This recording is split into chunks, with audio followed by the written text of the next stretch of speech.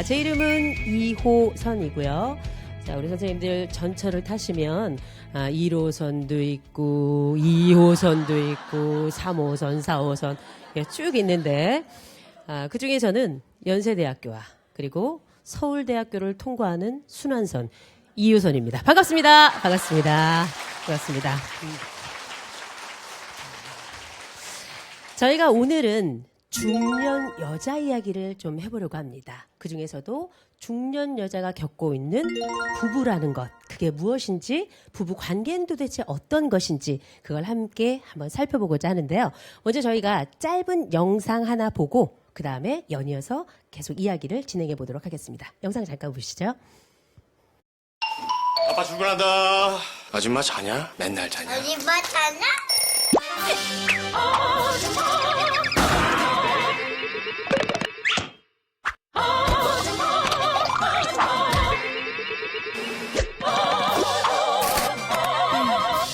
아줌마 또 자. 자, 남 얘기 같지가 않죠. 남 얘기 같지 않습니다. 저기는 지금 소파 만들었지만 우린 주로 장롱을 들잖아요. 자, 이게 뭐 광고가 제가 볼 때는 현실 반영이 조금 덜 된 게 아닌가 싶은데 한 가지 비슷한 건 있습니다. 배둘레는 비슷한 것 같아요. 배둘레는. 자, 사실 우리가 여러 가지 뭐 이야기가 많이 있겠지만 뒤쪽에 이제 뭔가가 나타날 겁니다. 이건 뭘까요? 허리 사이즈 53? 53? 그냥 지평수예요. 지평수. 선생님들 제가 이렇게 생겼어도 제가 결혼을 했습니다. 결혼했습니다. 우리 선생님들 중에 나는 결혼했다 하는 분 손 들어보세요. 자, 그 중에 나는 간신히 결혼했다 하는 분. 다 내리셨는데, 이 근자감 어디서 오는 건가요? 저도 아주 간신히 결혼을 했어요. 제가 생긴 건 이래도 제 남편이 저보다 2살이 어립니다. 오빠들이랑 사시기 힘드시죠? 제가 사실 이제 저희 남편을 만났는데, 너무 괜찮은 거야. 너무 귀여워. 아주 앙증맞아. 그래가지고 이제 이 친구랑 이렇게 계속 지내다가 결혼을 하게 됐어요. 결혼을 딱 할 때가 돼가지고 결혼을 딱 했는데, 저희 남편이 정말 가진 게 하나도 없었습니다. 정말 아무것도 가진 게 없고, 오로지 건강한 몸 하나. 그래서 제가 그랬죠. 학철아, 너는 몸만 들고 와라. 그랬더니 정말 몸만 가지고 왔어. 온리 바디. 몸만 가지고 왔어요. 그래서 어떻게 그냥 간신히 결혼을 했는데 처음에 시작한 살림방이 8평 제 자취방이었습니다. 8평을 살 때 제가 어떻게 살았냐면 우리 방 쓰는 빗자루 있잖아요. 이렇게 강아지처럼 생긴 거 이렇게 그걸로 이렇게 살살살살 쓰면 뭐 쓸 것도 없어요. 방이 하나니까. 그랬다가 결혼을 하자마자 바로 허니문 베이비가 생겼어요. 그러자마자 바로 저희는 이사를 했고 저희는 애가 생길 때마다 이사를 합니다. 그랬다가 이제 저희가 바로 둘째가 또 생겼어요. 둘째가 생겨가지고 23평으로 이사를 갔습니다. 23평 살아보셨어요? 저희가 이제 23평에 딱 이사를 가가지고 사는데 막 너무 좋은 거예요. 애들이 이 방으로 기어가면 저 방으로 도망가고 저 방으로 기어가면 또 이 방으로 잡으러 가고 너무 재밌었는데 이것도 3일 지나니까 숨바꼭질 할 것도 없어. 나와! 그럼 네 하고 다 나와요. 다 나와요. 이제 아이들이 커서 청소년기가 되었습니다. 애가 드디어 커서 겨털나고 수염나고 그러니까 안 되겠다 싶어가지고 조금 더 넓은 데로 갔어요. 48평으로 이사를 갔습니다. 이 48평에 살잖아요. 안방에서 마루 화장실까지 가려면 중간에 밥을 먹고 가야 돼. 안 그러면 중간에 가다 쓰러져. 제가 2번 쓰러졌잖아. 야, 몽골 벌판이 이렇게 넓고 몽골 벌판이 이렇게 길까 싶을 정도로 진짜 넓더라고요. 저는 그 집이 너무 좋았어요. 너무 좋아서 진짜 오래 살고 싶었는데 확장된 집이었거든요. 얼마나 넓었겠어요. 근데 2년 있다가 주인이 나가랴. 자기가 들어와서 한다고. 근데 이제 그때가 엄동설안이었어요. 갈 데가 없잖아요. 그래서 어떻게 했느냐.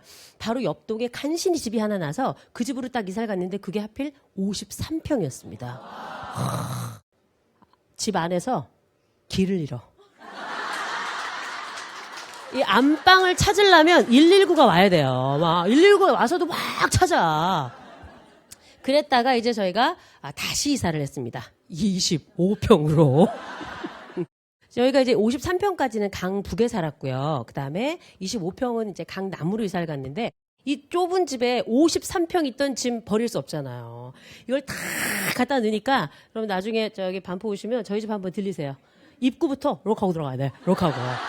아, 진짜. 아, 제가 오늘 여기 왜 나왔는지 아십니까? 아이들 다 두고. 53평에 살다가 25평으로 오니까 숨이 막혀가지고 답답해서 못 살겠더라고요. 근데 가만 생각해보면 어쩌면 우리는 8평처럼 태어나서 15평처럼 아동기를 보냈을지 모르겠습니다. 그리고 23평처럼 청소년기를 보내고 그리고 32평처럼 청년기를 보냈을 거예요. 그리고 원대한 꿈을 꾸고 48평을 꿈꾸면서 중년기를 시작하고 중년기가 53평에 화려하게 마무리가 될 거라고 생각했을 겁니다. 그리고 아마 많이 수축되고 아무래도 많이 쇠퇴하게 될 노년기는 한 25평쯤 살게 되지 않을까? 이런 꿈을 꾸지 않았을까 싶어요. 많은 학자들이 뭐라 그러냐. 점점 꽉 펴가는 꽃처럼 살다가 어느 순간에 확 쪼그라들면 사람이 고통스럽다는 거예요. 힘들다는 거예요. 적응이 잘 안 된다는 거예요. 그래서 수많은 사람들이 수많은 이야기를 하지만 그 고통 중에도 늘 함께 고통받던 사람, 기쁨 중에도 늘 같이 기뻐했던 사람이 있습니다. 바로 배우자예요. 바로 배우자인데 이 바로 배우자라고 생각을 하고 얼굴 표정을 봤더니 별로야. 얼굴 표정을 봤더니 별로야. 왜냐하면 인생이 너무 팍팍하고요. 막 정신없이 흘러가는데 놀랍게 그 자리에 남편은 딱 와서 하는 얘기가 또 자냐? 우리는 잔 적이 없어요. 또 자냐 그래요. 저희 남편은 또 자냐는 얘기는 안 하는데 제가 잠을 많이 안 자요. 저희 남편 그러죠. 또 먹냐? 야, 정말 짜증나더라고요.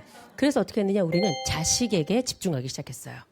자식이 때 한참 커가잖아요. 한참 커가고 공부도 시켜야 돼. 또 딸리면 안 돼. 정말 열심히 키웠습니다. 옛날에 어른들이 그랬어요. 아이들을 잘 키우려면 다 줘야 된다. 좋은 부모는 절대 보상받으려고 생각해서는 안 된다. 그래서 정말 열과상을 다 해서 키웠단 말이에요. 저도 그렇게 아이들을 키웠습니다.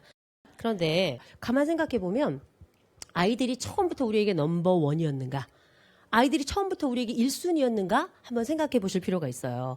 아이들이 처음에 1순위가 아니었어. 왜? 없었어. 애들은 원래 없었죠. 아, 물론 혼수를 가져가신 분들도 있어요. 처음부터 아이가 있었던 게 아니라 처음엔 나와 내 남편이 있었어요.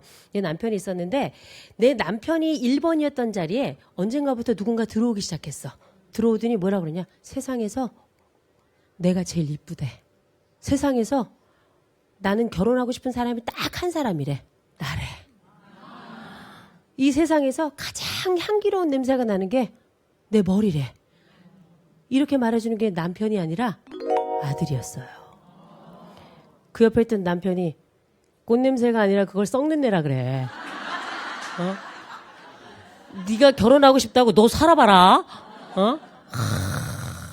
이 세상에서 제일 사랑하는 게 엄마라고 얘가 고백을 하니까 저희 남편 옆에 있다가 그럴 수도 있겠지 그때는. 이렇게 얘기하더라. 뭐 저만 그런 얘기를 듣나요? 이런 대상은 지금까지 어쩌면 첫 번째는 내 남편이었을지도 몰라요. 그러나 어느 순간인가 그 기억이 잊혀지고 사그라들고 희미해지더니 그 자리를 또 다른 누군가가 고백으로 채워주더라고요. 그 고백이 뭐냐? 엄마가 너무 좋아요. 난 엄마랑 결혼할 거야.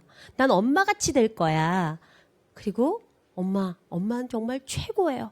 이렇게 얘기를 딱 했다. 딱 하고 봤더니 얘가 학교를 갔어요. 학교를 딱 갔더니 반장이야. 안 해봤구나. 안 해보셨어요. 예. 그 줄반장이야, 줄반장. 예. 줄반장을 딱 했더니 뭐래요? 선생님이 와가지고 학교 일을 도와달래요. 그 처음으로 정말 내 학창 시절에도 못 해봤던 그 줄반장을 걔가 하더니 그 아이의 대표성을 띈 사람의 역할을 해주게 해드라는 거죠. 우리 명함이 없잖아요. 엄마라는 명함이 있는 분 계세요? 없으시죠? 오늘 하나 파는 걸로. 엄마라는 명함이 우리는 없기 때문에 어디 가서 선뜻 뭐 하시는 분이세요? 그러면 내밀 게 없어요. 그저 이렇게 손금 정도 내미는데 생각해보면 어쩌면 그 고백의 자리, 내가 너무 좋아했던 바로 그 자리는 원래 누군 또 다른 사람이 있었던 것 같긴 한데 그 사람이 어느 날 없어지고 나를 사랑한다는 고백해주는 사람, 내가 대표성을 띠게 했던 사람, 그리고 내가 옆에 있으면서 가장 내가 전능감을 느끼게 해주는 사람. 왜 전능감을 느끼는가? 어렸을 때 아이들 보세요. 우리의 도움 없이는 아무것도 안 되잖아. 아무것도 안 되니까 우리에게 매달리잖아요. 아이가 우리에게 매달리는 동안 남편은 어디 있냐? 몰라. 안 들어오니까. 가만 생각해 보세요. 아이들은 학교를 갔다 오죠. 아이들은 학교를 갔다가 오잖아. 남편은 분명히 회사를 가. 안 와. 안 와. 가만 생각해 보세요. 우리가 정말 기다리고 있는 사람이 누군가. 가만 생각해 보면 나는 아이들이라고 생각을 했는데 늦은 밤까지 기다리는 건 아이들이 아니라 남편이었습니다. 우리는 그 시간 잠을 자지 않았었어요. 성질을 내면서도 끝까지 눈을 막 기본덕 가끔 우리가 왜 화장실 가서 기다리다가 잠깐 졸다가 화장실 가면 깜짝 놀라잖아요. 눈 시뻘건 여자가 이렇게 하고 쳐다보잖아요. 정말 우리가 기다리는 건 누구였는가? 어쩌면 우리가 뭐 간절히 기다리고 정말 내가 처음에 사랑했던 그 남자를 내가 잊은 게 아니라 아직도 나는 기다리고 있구나 이런 얘기를 하고 있었는데 그럼에도 불구하고 어머니 표정이 혹시 남편에게 난 이런 점이 정말 섭섭했다. 혹시 이런 제일 생각나는 거 하나 있으세요? 저희 남편은 경상도이기 때문에 네. 굉장히 말토가 셉니다. 셉니까? 예. 네. 말토가 억양이 세고 네네. 또 성격이 굉장히 급해가지고 네네. 조금 어떤 잘못한 점이라든지 어떤 이제 상대방한테 얘기하고 싶은 점이 있으면은 네네. 뭐 앞뒤 생각 없이 당신이 생각나는 그대로 그냥 쏟는 사람이에요. 지금 말씀하시는 걸 보니까 남편이 무뚝뚝하다, 그리고 이렇게 성격이 급하다 이렇게 말씀하셨지만 그 얘기를 좀 바꾸자면 남편이 좀 더 부드러웠으면 좋겠다. 또 남편이 내게 큰 소리를 지르면서 급하게 나올 게 아니라 한 템포 쉬어서 내게 오면 얼마나 좋을까. 예. 이런 말씀을 지금 웃으면서 하시는 거죠? 예. 얼굴은 웃지만 마음은 울고 있는. 네, 좋습니다. 남편이 도대체 남편으로서 역할, 우리가 기대하는 남편의 역할을 좀 해줬으면 참 좋은데 그걸 너무 안 해준 것 같아요. 그래서 우리가 원하는 그 역할은 뭐였냐? 남편이 좀 커튼이 돼줬으면 좋겠단 말이에요. 커튼.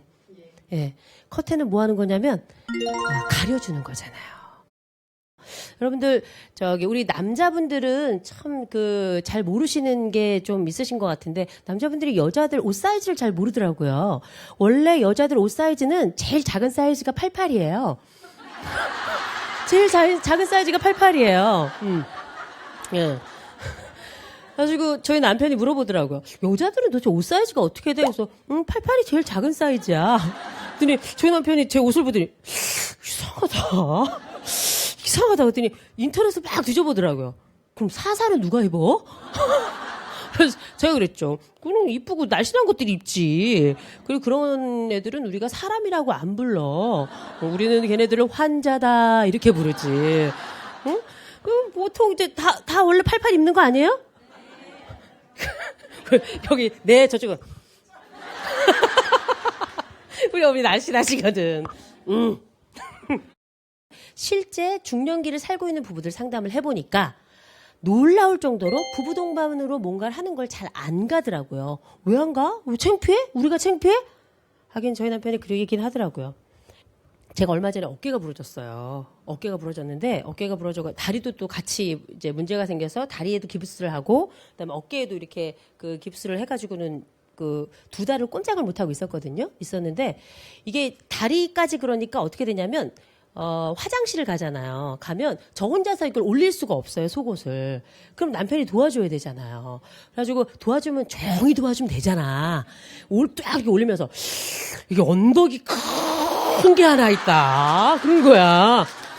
야, 이 언덕을 넘어가기가 너무 힘들다는 거야. 이 언덕을 넘어가기가. 우리가 언덕은 말없이 넘을 수도 있는 거예요. 굳이 이 언덕이 높다라고 얘기할 필요는 없는 거거든요. 굳이 이 언덕이 너무 높다는 거예요. 왜 남편들은 우리에게 이렇게 수치심을 주냐고요. 속상하게. 저도 사실 지금 뭐 말할 수 없는 수치들이 몇 가지가 있어요. 너무 창피해서 그건 얘기 안 할 생각이에요. 짬나면 제가 말씀드릴게요. 하라고? 그런데 사실은 우리도 바라는 바가 있어요. 중년 여자, 아내도 바라는 바가 있어요. 그래서 너무 간절했어. 너무 간절히 얘기하고 싶었어. 나도 여자이고 싶다고. 너무 간절히 얘기하고 싶었어요. 근데 첫 번째, 어색해. 그런 얘기를 해본 적이 없어. 들어본 적도 없고. 그리고 또 얘기할 기회가 없었어. 왜? 애가 앞에서 왔다 갔다 하니까 기회가 없어서. 그리고 결정적인 건 뭐냐? 뭘 말하고 싶어도 얼굴을 봐야 어쩌보지. 그렇죠? 또 얘기하려고 그러면 이미 취했어. 그래가지고 미스 김하고 나를 자꾸 헷갈려. 근데 무슨 얘기를 하냐고요. 또 한 가지 이유가 있죠. 간절해서 말을 못한 것도 있지만 치사해서 말을 안 한 것도 있어. 얘기를 딱 했더니 딱 뭐라 그래. 아이고 그랬어요. 제가 얼마 전에 제가 얼마 전에 약간 슬럼프가 있었어요. 그래가지고 저희 남편한테 여보 내가 요새 조금 슬럼프고 이렇게 나도 모르게 자꾸 눈물이 나고 그런다. 나 이제 어떻게 해야 될지 모르겠어. 제가 한 2주간 울면서 살았던 것 같아. 아무 이유 없어요. 눈물이 주룩주룩 나더라고요. 저희 남편이 그러더라고. 아이고 슬펐어요? 슬퍼서 그렇게 많이 부었어요? 울어서 그런 거구나. 난 먹어서 그런 줄 알았네. 어쩌면 기회가 없어서인지 아니면 우리의 어색함을 견디지 못해서인지 아니면 치사하고 더러워서 우리가 이제 이런 것들을 다 줄여서 아덤의 치 유비졸이다 이렇게 얘기하잖아요. 아니 꺾고 더럽고 메스껍고 치사하고 유치해서 그거 안 한다 얘기하잖아요. 나 외롭다고. 여보 나 도와달라고. 여보 나 당신한테 사랑받고 싶다고. 나 좀 안아달라고. 수고했다고 애썼다고 이렇게 좀 감싸달라고 몇 번 신호를 보냈어요. 그랬더니 남편이 뭐래요? 가족끼리 이러는 거 아니야? 매번 얘기하면 무관심하고 얘기하면 무시하고 얘기하면 너무 바쁜 듯이 자버리고 나 혼자 마치 미친 여자처럼 혼자 침대에 앉아가지고 여보 나 좀 안아줘. 여보 나 좀 도와줘. 여보 나 좀 어떻게 해줘. 이럴 때마다 우리는 경험한 게 있습니다. 안 되는구나. 이 남자는 안 되는구나. 이런 생각을 반복적으로 하게 됐습니다. 그러면서 우리는 포기하게 된 거죠. 이걸 뭐라 그러는가? 절망학습이라고 불러요. 우리는 절망을 그렇게 학습하게 된 거죠. 이렇게 절망을 학습하고 우리는 행복한지 물어보고 싶습니다. 행복한지. 마음에는 남편이 언제든지 있었다는 거죠. 내 마음의 자리에 남편의 자리가 늘 남아있었다는 거예요. 그리고 남아있던 바로 그 자리를 누군가 채워주길 바랬는데 그 누구가 남편이 아니라 자식이었던 거죠. 부끄러워서 말을 못했습니다. 원래 말은 안아달라고 얘기하고 싶었어요. 그런데 밖으로 뭐라고 나가냐. 아유 진짜 내가 저랑 결혼을 하는 게 아니었는데 이런 얘기가 나가는 거거든요. 당신이 나한테 해준 게 뭐가 있어? 그거 뭐냐? 나 좀 봐달라는 거잖아요. 당신이 다 그렇게 한 거잖아. 이렇게 얘기할 때는 어떻게? 나도 당신 옆에 있고 싶었어. 이렇게 얘기하는 거거든요. 내 마음의 말과 입의 말은 왜 이렇게 다른지. 우리나라 사람들이 보면 안쪽에 있는 말과 바깥쪽에 있는 말이 일치하질 않아요. 우리 어머니께서 그러셨어요. 경상도 남자라서 왜 세게 나간다 그래요. 말이 세대요. 그 센 말에만 우리가 좌지우지되었지 사실 우리가 그 마음을 보진 못했거든요. 경상도 남자는 안에는 따뜻한 사람이지만 밖은 너무 뜨거워서 닿기가 어려운 사람이에요. 안이 좀 바뀌어야 되지 않을까. 안은 열정으로 타고 밖은 조금 더 부드러웠으면 좋겠는데 그게 안 되더라는 거죠. 어디 그뿐인가요? 우리는 진심을 말하잖아요. 그러면 가끔 누군가가 모욕을 하는 경험을 했기 때문에 그런 상황이 벌어지잖아요. 다시는 고백을 안 해요. 다시는. 절대 고백 안 해요. 한 번 고백했을 때 누가 받아주지 않으면 두 번째 고백은 굉장히 힘들고 벅찬 거거든요. 그러면 사실 우리가 해야 될 말은 뭐냐? 남편에게 해야 될 고백은 따로 있었던 겁니다. 그런데 남편이 끝까지 듣질 않아. 정말 우리가 화가 났었어요. 그리고 뭐라 그래요? 나도 사랑받고 싶어. 애들이 아니라 당신에게. 남편들이 좀 끝까지 이야기를 들어줬으면 좋겠는데 앞쪽 부분까지 들으면 오해하기 십상인데 뒤쪽 부분까지만 들어줘도 우리를 조금 알 텐데. 그래서 우리가 남편들에게 굉장히 이런 고백을 해주길, 또 우리의 고백을 들어주기를 기다린단 말이에요. 그래서 우리가 오늘 이제 용기를 낼 겁니다. 배우자들에게, 우리 남편들에게 가서 사랑한다, 좋아한다, 당신이 훌륭하다, 이런 얘기를 하려고 할 거예요. 그런데 우리 좌우에 계신 분들 얼굴 한번 쳐다보세요. 우리가 10년 전엔 이렇게 안 생겼었다. 세월이 지나면서 아이 키우면서 참 많이 달라진 거거든요. 그렇다 보니 내가 거울을 봐도 내가 안 예뻐. 내가 거울을 봐도 내가 인상을 이렇게 쓰고 있는 것 같단 말이에요. 그런데 선생님들 놀라운 거 하나 말씀드릴까요? 사람은 찡그리는 사람은 보고 싶어 하지 않아요. 사람은 예쁜 사람을 보고 싶어 합니다. 이탈리아에서 실험을 했습니다. 어떤 실험을 했냐면 나는 가만히 있는데 앞에 웃는 사진이 싹 지나가게 했어요. 그랬더니 나는 가만히 있는데도 불구하고 내가 웃을 때 사용하는 근육이 움직이더라. 나는 가만히 있을 때 앞에 찡그리는 사진이 싹 지나가게 했더니 나는 가만히 있는데도 찡그릴 때 사용하는 근육이 움직이더라. 희한한 노릇이야. 나는 가만히 있었는데 왜 그런가 봤더니 우리 머릿속에는 거울 신경세포라는 게 있어서 상대방의 얼굴을 마치 거울처럼 똑같이 따라하더라는 거예요. 너무 놀라운 거죠. 그렇다면 뭔가 우리가 누군가에게 고백을 하기 위해서는 뭘 해야 되냐? 분위기를 먼저 만드는 거예요. 이 분위기는 바로 뭔가 예쁜 얼굴입니다. 사람은 웃는 사람에 대해서 호감이 7배가 증가합니다. 근데 생각해 보세요. 가족은 가장 자주 보지만 가장 웃을 일이 없는 게 가족입니다. 오늘부터 가족들 간에 일단 호감을 좀 상승시키고 그 다음번에 우리 초년에 했던 바로 그 고백, 그리고 지금에도 마음속에 가지고 있는 그 고백을 남편에게 한번 시도해 봤으면 좋겠습니다. 여러분들 비행기에 타시면 스튜어디스들이 웃는 미소가 있습니다. 그 얼굴에 있는 미소, 그게 바로 제가 추천하는 미소인데 우리는 스튜어디스가 아니잖아. 그러나 따라할 수는 있더라는 거죠. 그런데 그 미소의 이름이 전 너무 좋아요. 그 미소의 이름이 바로 뭔가? 가장 신뢰할 수 있는 미소. 그게 바로 그들이 사용하는 그 아름다움의 원천이더라고요. 자, 그래서 지금부터 제가 단연간 훈련된 거 한번 보여드릴게요. 윗니하고 아랫니 사이에 빨대 살짝 물고 입끝만 올린 다음에 진심을 뺀 바로 그 가장 신뢰할 수 있는 미소. 그게 바로 뭔가? 이렇게 하는 겁니다. 자, 하나, 둘, 셋. 쉽죠?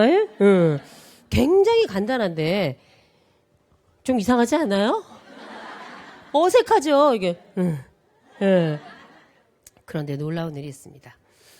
이렇게 하는 이 미소만으로도 상대방은 똑같은 표정을 짓는다는 거예요. 그게 대단한 거죠. 자, 오늘부터 제가 여러분들께 과제를 하나 내드릴까 합니다. 그 과제는 뭐냐? 오늘부터 남편을 쳐다보고 웃는데 내가 기분 좋을 때만 웃는 게 아니라 내가 기분이 좋거나 나쁘거나 비가 오거나 눈이 오거나 바람이 오거나 잃어버린 30년이 지나도 어떻게 하는가? 그냥 눈만 마주치면 어떻게? 그냥 눈 마주 웃는 거예요. 이 과정이 너무나 연극 같고 이 과정이 이게 과연 될까 싶지만 이미 이건 임상적으로 실험 결과가 나온 거고요. 언제든 효과가 있다는 겁니다. 심지어는 중간에 하다가 멈추더라도 가족관계가 호전된다는 게 나왔어요. 아무 걱정하지 마시고 여러분들에게 지금 필요한 건 뭐냐? 용기입니다. 이 미소 지을 용기를 가지고 이걸 하실 수 있는 분들은 그 다음 단계인 고백도 가능할 겁니다. 우리가 잃어버리고 사는 게 너무 많은데 아이는 하지만 어른은 못하는 것, 처녀 총각은 하지만 아줌마 아저씨는 못하는 것, 그게 바로 뭐냐? 고백입니다. 어쩌면 우리가 중년을 살아오면서 잃어버렸던 바로 그 고백을 이제 미소부터 시작해서 다시 되찾는다면 우리의 중년은 가운데 있어서 중년이 아니라 정말 묵직하고 정말 중요해서 그래서 더욱더 화려하고 아름답기 때문에 중년이라고 하지 않을까 싶습니다. 오늘 강의 여기서 마치겠습니다. 감사합니다. 감사합니다.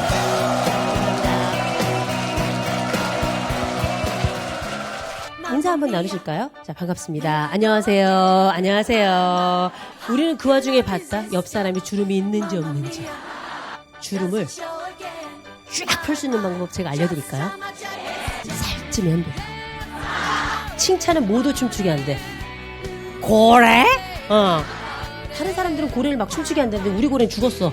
우린 이렇게 살다가 이렇게 죽어갈 것인가? 다른 사람들은 잘 되어가고 나는 늙기만 하는 것 같은, 이게 바로 어쩌면 우리 중년들이 가지고 있는 보고 싶지 않은 긴 그림자가 아닌가 싶습니다.